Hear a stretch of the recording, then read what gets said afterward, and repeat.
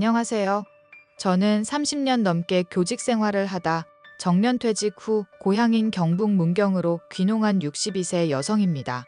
오랜 꿈이었던 농사를 혼자 하자니 조금 외롭긴 하지만 만족스러운 삶을 살고 있죠.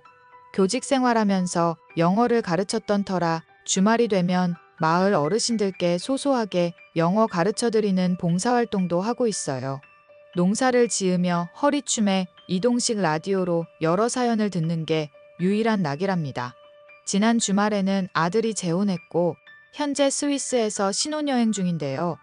60년 넘게 인생을 살면서 제일 기가 막히고 어이없었던 사람에 대한 이야기를 하려고 해요. 저희 가족이 다시는 떠올리기 싫은 사람이기도 해서 누군가에게 이야기를 한다는 건 누워서 침 뱉기지만 제 사연이 많은 공감이 될 것 같아서 이참에 용기 내서 사연을 보내봅니다.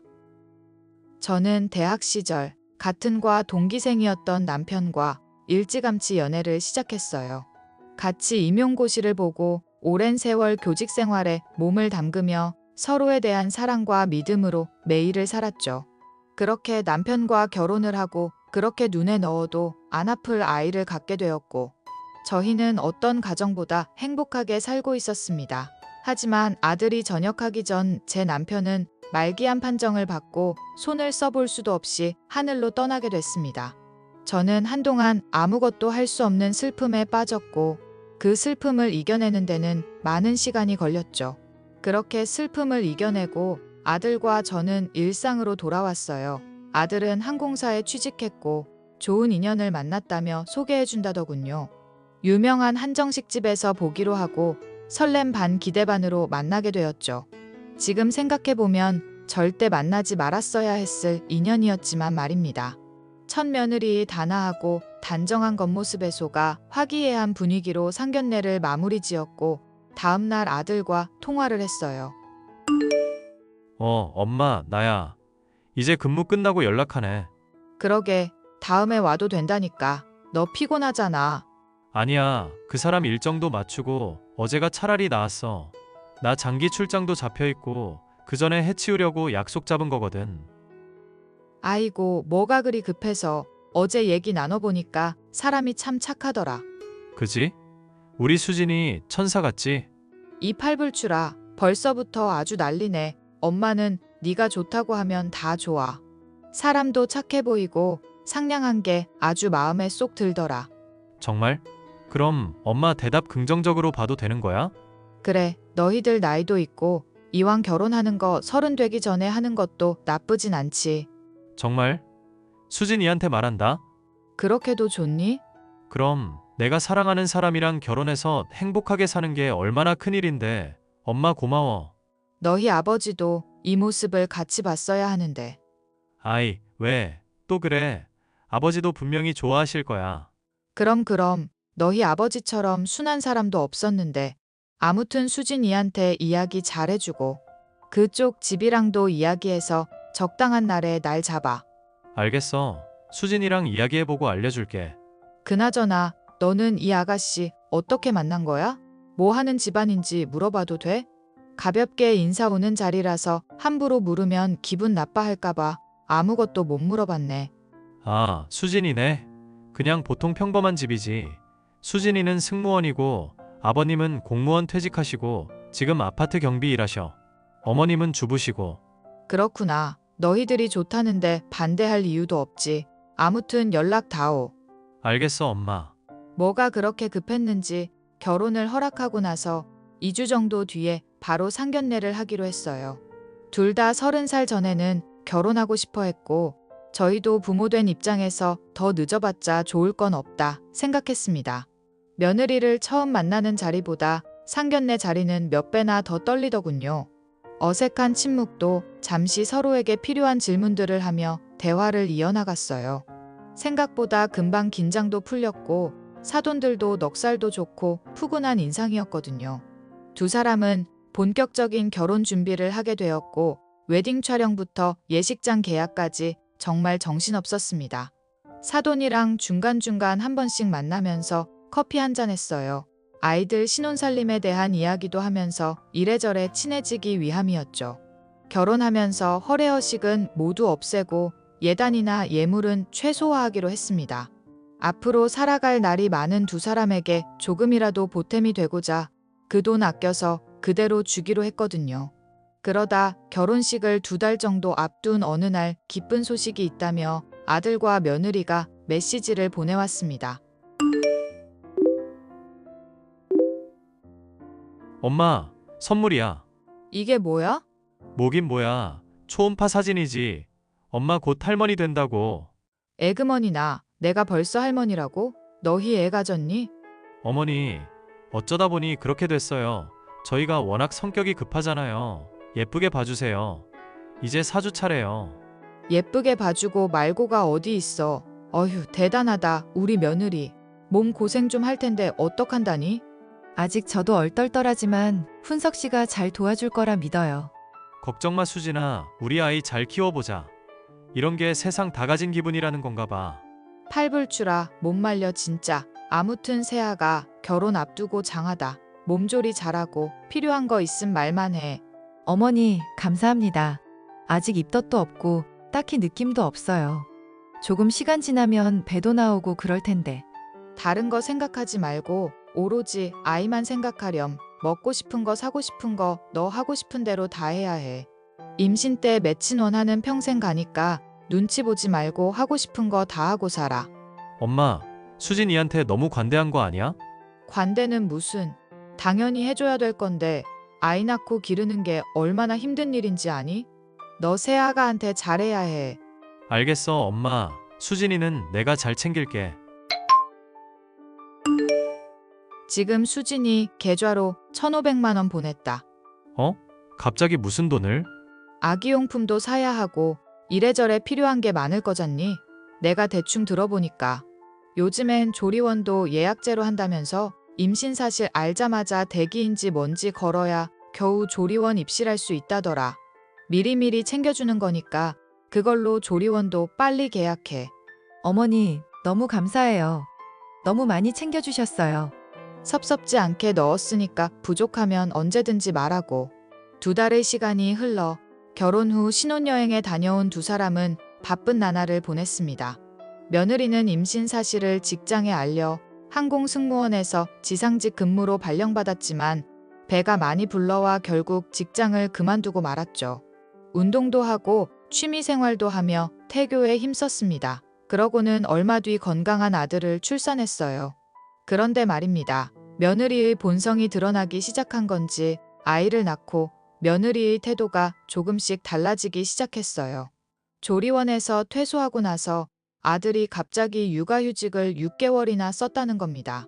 물론 육아를 하는 데 있어서 남녀 구분도 없고 부부가 같이 해야 하는 거지만 며느리는 몸을 다 추스르지도 않았는데 답답하다는 이유로 친구들을 만나거나 단류하고 술을 마시기 시작했어요.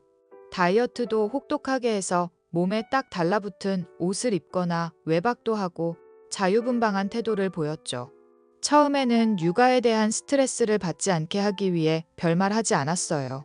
하지만 시간이 지날수록 점점 과해지는 행동에 뭐라고 한마디 해야겠다 싶더군요. 아들에게 아이를 맡겨놓고 자주 외박도 하고 심지어 돈도 펑펑 써대기 시작했습니다. 아이 보느라 힘들지? 힘들긴 하지. 무슨 아기가 잠을 안 자.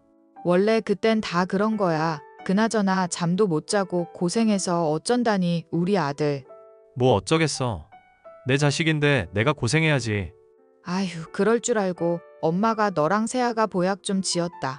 너 요즘 잠도 못 자고 얼굴 상태가 말이 아닐 거야. 뭐 그런 것까지 먹어. 너 잘 되라고 주는 거 아니야. 우리 손자 잘 키우라고 주는 거지. 고마워 엄마. 그나저나 아이가 자꾸 보채네. 얘는 왜 자꾸 울지? 말도 못하는데 당연히 울지. 그나저나 수진이는 또 어디 갔어? 왜 너만 애를 보고 있냐고. 뭐 볼 일 있다고 나간 거지 뭐. 육아 스트레스 안 주려고 나도 모른 채 하고 있는 거니까 엄마도 그냥 그러려니 해. 보는 내가 다 속상해서 그러지. 어쩜 밖으로만 나돌아다닌다니? 에이 엄마 다 그런 거지 뭐. 이럴 때라도 도와줘야지. 안 그래? 그러니 너무 염려마. 알겠어. 네가 그렇게 말하면 가만히 있어야지 뭐. 이따가 저녁에 넘어갈 테니까 너도 맛있는 것 좀 사 먹고 그래. 엄마가 아기 좀 봐줄 테니까. 아들은 괜찮다고 하지만 제 속이 다 타들어가겠더라고요. 저도 아들을 키워본 입장이라 육아가 얼마나 고된지 알아서 아들이 가엾어 보였습니다. 그래서 참으라는 아들의 말을 무시하고 며느리에게 연락했어요. 얘, 너 어디니? 어머니, 저 친구들 만나고 있어요. 왜 그러세요? 무슨 일 있으세요? 아니, 너는 도대체 아이 엄마라는 사람이 허구한 날 외박에 술에 뭐 하는 짓이니? 네? 이게 뭐 어때서요? 그이랑 합의 보고 아이 맡기고 나오는데 문제될 게 있나요? 그이가 아이 보고 있잖아요. 그래도 그렇지. 같이 돌봐야지. 너는 맨날 외박에 술에. 이게 이해가 가는 행동이니? 어머니, 혹시 꼰대짓 하려고 하시는 거 아니죠? 제가 일부러 밖에 나오는 줄 아세요? 아이 가지고 호르몬도 왔다 갔다 하고 제 의지와는 다르게 기분도 오락가락해. 집에 있으면 우울증 걸릴 것 같은데 이렇게라도 해야지. 어쩌겠어요? 너 말이면 다인 줄 아니? 내가 꼰대처럼 보일진 모르겠는데 네가 낳은 아이야. 그럼 정성을 보여야지. 왜 훈석이한테만 짐을 지게 하니? 아, 어머니 그만 좀 하세요. 지나치게 간섭하시는 것도 스트레스 불러오거든요. 뭐라고? 그만 좀 하시라고요. 그이랑 이야기하고 나오는 건데 왜 어머니가 뭐라고 하세요? 제가 나중에 연락드릴게요. 지금 친구들이랑 있는데 흥 깨져요. 그런 줄 알고 있을게요. 뭐? 예, 세아가. 며느리는 일방적으로 저와의 대화를 차단했고 속에서 열불이 났지만 정말 스트레스 받으면 어쩌나 하고 가만히 있을 수밖에 없었어요. 시간이 흘러 아이가 돌을 앞둔 어느 날 사건이 터지고 말았습니다. 아들이 복직을 앞두고 있었는데 불가피하게 육아휴직을 한 달 정도 더 연장해야 하는 상황이 와서 회사에 갈 일이 있었어요. 아이를 며느리에게 맡겼는데 낮에 아이를 재우고 친구들이랑 술 약속이 있다며 아이를 두고 나간 거 있죠? 저도 시장에서 장을 보고 있는데 평소 왕래를 자주 하던 옆집 아주머니가 연락을 해온 겁니다. 아이가 자지러지게 우는데 그칠 줄을 모른다며 집에 아무도 없는 것 같다며 빨리 와보라고 하더군요. 저는 이게 무슨 일인가 싶어 장 보던 거 그대로 던져두고 황급히 아들네 집으로 갔습니다. 세상에, 아이가 열이 불덩이에 온몸을 덜덜 떨고 있었는데 이대로 두면 큰일 날 것 같더라고요. 아이를 급하게 들쳐안고 근처 응급실로 달려가서 치료받았습니다. 급성폐렴에 갑작스러운 열경련이 온 거였고 며칠 입원해야 한다는 소리에 계속해서 아들과 며느리에게 연락을 했죠. 그러고는 한참 뒤 저녁 늦게 아들에게 연락이 왔는데 휴대폰이 고장나 이제 겨우 고쳤다며 무슨 일이냐길래 자초지종을 설명했습니다. 그리고 며느리는 여전히 연락 두절이었고요. 급한 대로 아들이 병원에 입원짐을 싸서 왔습니다. 아침이 되어서야 며느리가 연락이 닿았는데 전화를 받았더니 술 취한 목소리더라고요. 얘, 세아가, 내가 얼마나 전화를 했는데 왜 이렇게 연락이 안 되는 거니? 왜 연락하셨는데요? 저 친구들 만나러 나왔었죠. 아이 혼자 두고 어떻게 나갈 생각을 하니? 너 제정신이야? 아, 그이가 6시면 온다고 해서 아이 낮잠 자고 일어나면 그 시간이니까 다 준비해 놓고 간 거죠. 뭐가 잘못됐어요? 잘못돼도 한참 잘못됐지. 아이를 두고 집을 비우는 엄마가 어디 있어? 옆집 아줌마 아니었으면 정말 큰일 날 뻔했다. 왜요? 아이가 열이 펄펄 끓고 경련까지 하고 내가 응급실 데려갔기에 망정이지.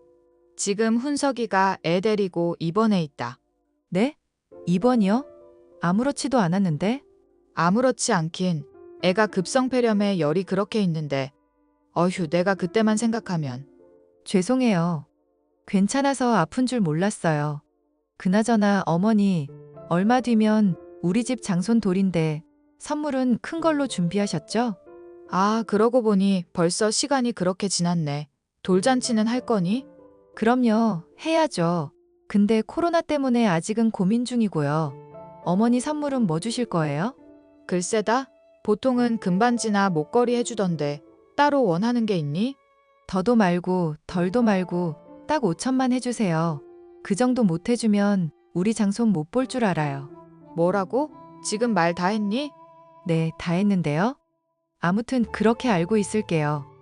그 돈으로 아이 보약도 지어 먹이고 좋은 거 사 입히고 그래야죠. 요즘 사람들 아이 낳는 거 기피하는 거 아시죠? 하, 어이가 없구나. 일단 알겠다. 아이 퇴원하면 다시 이야기해.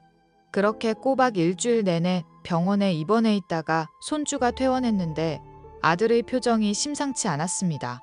아이가 아파서 속이 상해서 그런가 싶었는데 퇴원하고 저를 붙잡아 이야기하는데 충격적이더라고요. 글쎄 입원하고 피검사도 하고 여러 가지 검사를 했는데 그동안 알고 있던 손주의 혈액형이 자기가 알고 있는 혈액형이 아니라는 겁니다. 뭐 잘못 알고 있을 수 있으니까 재차 확인해 본 거냐 했는데 이게 무슨 의미인지 모르냐며 갑자기 눈물을 흘리는 거예요. 알고 보니 아들이랑 며느리의 혈액형은 둘 다 AB형인데 아이의 혈액형은 O형이었던 겁니다. 둘 사이에서 절대 나올 수 없는 혈액형이었던 거죠.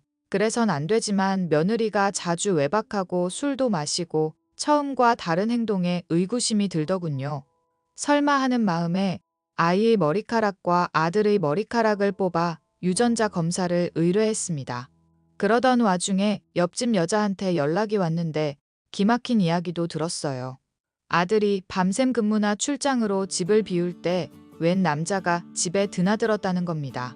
기막힌 상황에 아파트 CCTV며 그 집에서 택배 도난 때문에 달아둔 CCTV를 보게 되었는데 사실이더군요. 한참을 곰곰이 생각해 보는데 며느리가 바람을 피운다는 것 말고는 어떤 말로 표현도 안 됐고요. 조심스레 사람을 시켜 뒷조사를 했는데 제가 의심하던 상황들이 모두 맞아떨어지는 거 있죠? 결혼하기 전부터 바람을 피우고 있었고 아이도 그 남자아이였어요. 그래서 신혼집에 그 남자가 아이를 보러 들락날락했던 거고요. 저는 이 기막힌 상황에 도저히 가만히 있을 수 없어 아들 부부에게 연락했습니다. 훈서가, 세아가, 내가 너희들한테 할 말이 있구나. 어머니, 무슨 일이세요? 아, 지난번에 돌 선물 주시려고요? 정말로 주실 거예요? 선물 같은 소리 하네. 내가 왜 그 돈을 너한테 주니? 어머, 그 말 후회 안 하시겠어요? 우리 장소는 안 보여드릴 건데. 안 봐, 이 정신 나간 년아. 뭐라고요? 지금 저한테 욕하셨어요? 여보, 어머니 왜 이러셔? 당신 사실대로 말하면 지금이라도 용서해 줄게. 대신 이혼은 해야 할 거야. 갑자기 무슨 소리야? 내가 이혼을 왜 해? 그리고 무슨 사실을 말하라는 건데? 너 이럴까봐 내가 증거 가져왔다. 아, 저 사람 제 친구예요, 어머니. 집에 아이 보러 왔다가 선물도 주고 가고 이웃도 아는 사람인데요. 거짓말하지 마. 아이 혈액형이 우리 사이에서는 나올 수 없는 거던데. 아, 혈액형? 병원에서 검사 잘못한 거겠지. 그걸 왜 내 탓을 해? 정확한 거 맞아? 빼도 박도 못해 이년아. 남의 아이 데려와서 감히 우리 집안 핏줄이라고 속여? 어머니, 지금 뒷조사 하셨어요? 이거 명예훼손인 거 아시죠? 당신 그만해. 이미 다 드러난 사실인데 엄마한테 그딴 식으로 말하지 마. 우리 깔끔하게 이혼하자. 뭐? 누구 맘대로 이혼이야? 어머니, 이거 다 오해예요. 일단 돌 선물부터 주세요. 너 정신 안 차릴래? 우리 손주도 아닌 애한테 선물을 왜 줘? 당장 이혼하거라. 조만간 이혼 서류 보낼 테니까 그렇게 알고 당장 짐 싸서 나가. 내가 지금 집으로 갈게. 일단 대화를 좀 하자. 대화할 것도 없어. 유책 사유는 명백히 너한테 있으니까 위자료를 받아도 내가 받아야 하는 거야. 왕창 뜯기고 싶지 않으면 닥치고 짐 싸서 나가. 여보, 한 번만 봐줘. 내 말 좀 들어봐. 응? 여보, 여보. 아들은 그 길로 변호사를 선임해 이혼 소송과 상간남 소송을 걸어버렸습니다. 사돈들에게도 이와 같은 사실을 모두 전했고 자신들이 자식을 잘못 키웠다며 저희에게 사과를 하더군요. 아들은 큰 충격에도 불구하고 며느리에게 위자료로 5천만 원을 받아냈고 상간남한테도 1,500만 원의 보상금을 받았습니다. 끝까지 자신은 억울하다던 며느리는 사돈들에게 붙잡혀 친정으로 돌아갔고 손주였던 그 아이는 상간님이 데리고 갔어요. 끈질기게 저희한테 연락을 해왔지만 사돈어른이 다시는 연락하는 일 없을 거라며 평생 속죄하며 살겠다고 하고는 그 뒤로는 찾아오지도 연락을 하지도 않더라고요. 아들은 마음의 상처를 입은 상태로 회사에 복직했고 한동안 술만 마시며 힘들어했습니다. 시간이 약이라고 점차 스스로를 다독이던 아들은 마음을 추스르고 오겠다며 해외로 장기 연수를 떠났어요. 3년이라는 시간이 흘렀고 비슷한 상처를 가진 인연을 만나 얼마 전에 재혼했답니다. 저는 정년퇴직해서 고향인 문경으로 귀농해서 농사를 짓고 살고 있고요. 정말 파란만장했던 일이 아닐까 싶은데요.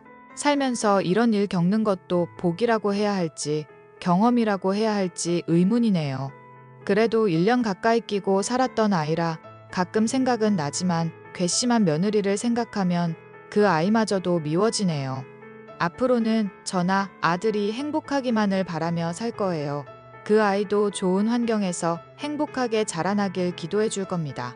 한때 정을 나누었던 작고 소중했던 녀석이 자라면서 상처받지 않길 바랄 뿐이에요. 제 사연은 여기까지고요. 많은 공감이 되셨다면 응원의 댓글 부탁드립니다.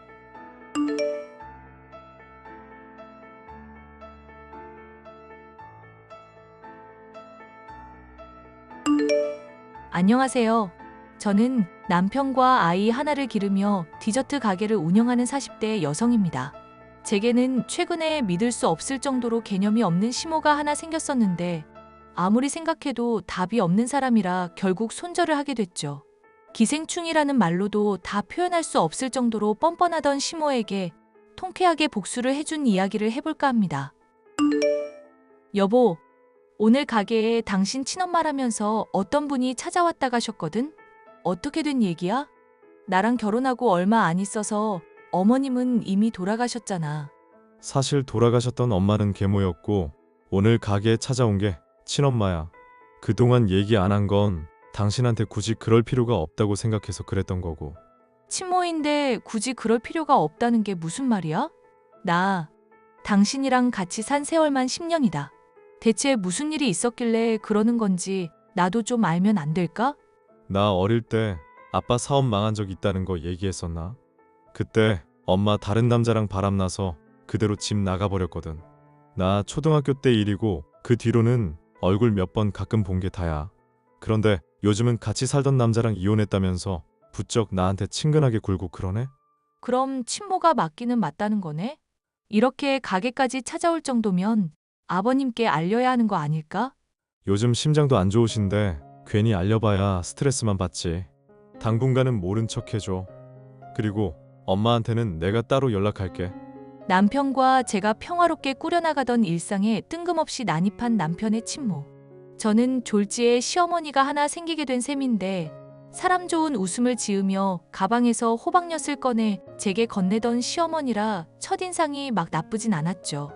하지만 얘기를 나누면 나눌수록 쌓은 구석이 한둘이 아니더라고요. 미나 씨라고 했나요? 저예요, 나무 엄마.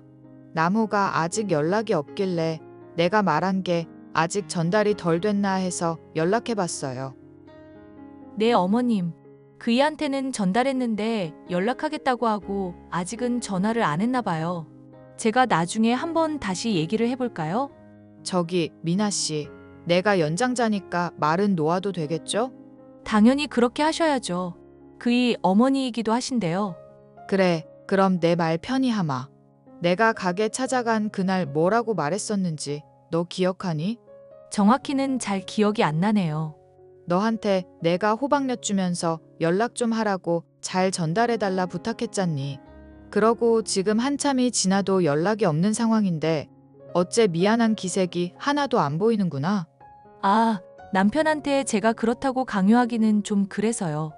저희는 각자의 선택을 존중하기로 결혼식 때부터 얘기했었거든요. 아니, 그럼 나무가 몸에 기름 뒤집어 쓰고 불길에 뛰어들겠다는 것도 존중하고 가만히 지켜만 보고 있을 거야?